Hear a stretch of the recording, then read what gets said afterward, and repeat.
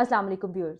Viewers normally UAE का जो weather है वो बहुत ही खुश्क है और गर्म है और वहाँ पर ज़्यादा बारिशें नहीं होती। लेकिन हालिया जो दुबई में बारिशें हुई हैं, उन्होंने दुबई के पूरे निज़ाम को दरहम-भरम करके रख दिया है।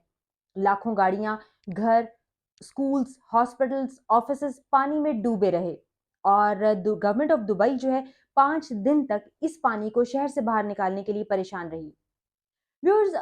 14th ऑफ अप्रैल को 2024 को गल्फ ऑफ ओमान से ओमान की जानिब एक बहुत ही बड़ा बारिशों का सिलसिला जो है वो दाखिल होता है और ओमान में बहुत ज़्यादा बारिशें होती हैं, जिसकी वजह से वहाँ पर बहुत ज़्यादा तबाही फैलती है और रोड्स पर कई फुट पानी खड़ा हो जाता है और 20 लोग अपनी जान की बाजी हार देते हैं। उसके बाद ये बादल दाखिल होते हैं यूएई में और 16th ऑफ अप्रैल 2024 को होती हैं दुबई में बारिशें शुरू। स्टार्ट में तो ये बिल्कुल नॉर्मल की बारिशें होती हैं, जिनको 20 मिलीमीटर तक रिकॉर्ड किया जाता है, लेकिन ये बारिशें थमती नहीं बल्कि बरसती ही चली जाती हैं और फिर 20 मिलीमीटर से बढ़कर ये हो जाती हैं 142 मिलीमीटर तक। अब दुबई के जो बिजी रोड्स हैं, वो पानी से भर चुके हैं और कई-कई फीट पानी वहाँ पर जमा हो चुका है। ट्रैफिक बिल्कुल रुक चुकी है और बहुत से इलाकों में लोगों के घरों में भी पानी दाखिल हो गया और उनकी जो कीमती अशियाँ हैं, वो डैमेज हो गईं।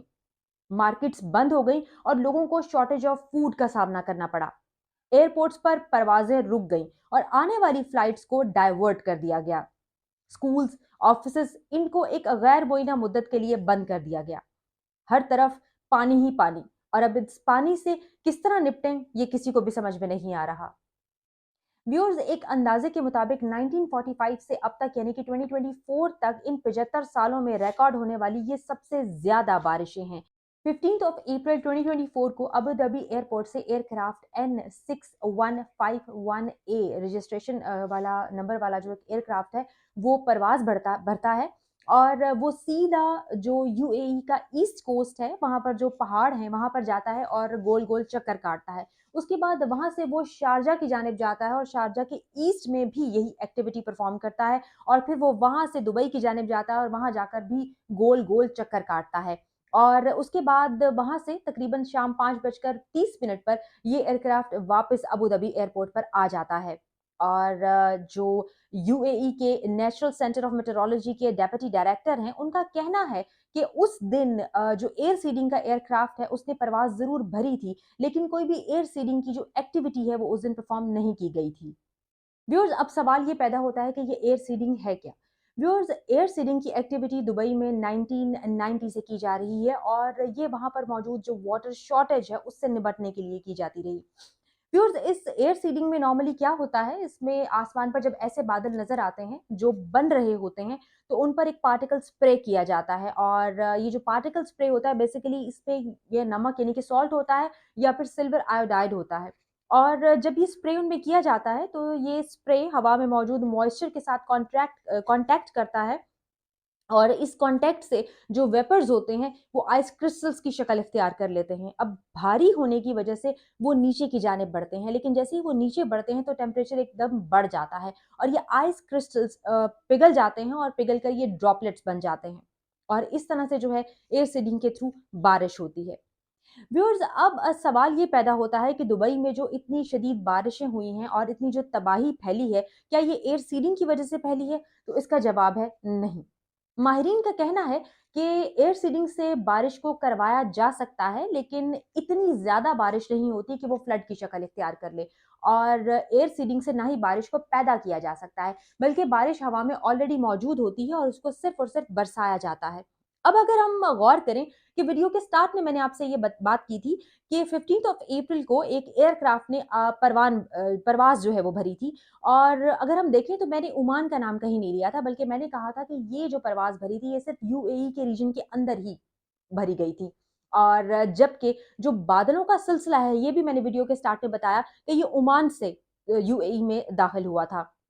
और अगर सैटेलाइट इमेज को देखा जाए तो वहां पर भी ये बादलों का सिलसिला दाखिल होता हुआ ओमान से दुबई की जानिब या यूएई की जानिब हमें क्लियरली नजर आ सकता है।